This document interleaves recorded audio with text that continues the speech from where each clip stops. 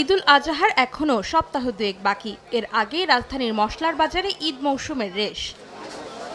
মাংস রান্নার অন্যতম কিছু অনুষঙ্গের দাম যেন আকাশচুম্বী। শুক্রবার কারওয়ান বাজারের বিক্রেতারা জানান, এক মাসে কেজিতে 50 থেকে 100 টাকা বেড়ে প্রতি কেজি জিরা বিক্রি হচ্ছে 650 থেকে 700 টাকায়। সবচেয়ে বেশি দাম বেড়েছে এলাচের। মানভেদে প্রতি কেজির দাম ওঠানামা করছে 4800 থেকে 6000-এ।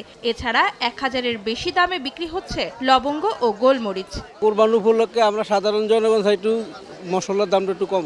আবহাওয়ার অবস্থা যেমন ঠিক মশলার বাজারের অবস্থা সেরকম গরম। মশলার দামটা একটু বাড়তি আছে।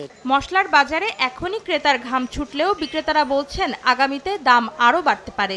মশলার চাহিদা একটু ভালো, কিন্তু দাম এলাচির দামটা একটু বেশি, আর অন্যান্য মশলার দাম ঠিক আছে। এলাচের দামটা একটু বৃদ্ধি পেয়েছে, 5 কেজিতে আপনার 200-300 টাকা। তবে এর মধ্যেই কিছুটা স্বস্তি দিচ্ছে ব্রয়লার মুরগি ও সবজির দাম। প্রতি কেজিতে ব্রয়লারের দাম 10 থেকে 15 টাকা কমে বিক্রি হচ্ছে 150-তে। সীমিত রেট থাকাতে আপনার মনে হয় সাধারণ পাবলিকের কেনাকাটা অনেক সুবিধা হইতেছে। সবজির বাজারটা এখন একটু কম আছে, খুব বেশি ঊর্ধ্বগতি না। নিম্নমানের মানুষের জন্য একবারে গ্রহণযোগ্য। বাজারে সরবরাহ বাড়ায় নিম্নমুখী সব ধরনের চালের দামও। সপ্তাহ ব্যবধানে মিনিকেটের দাম কেজিতে কমেছে 1 থেকে 3 টাকা। অন্তরা সেন, সময় সংবাদ, ঢাকা।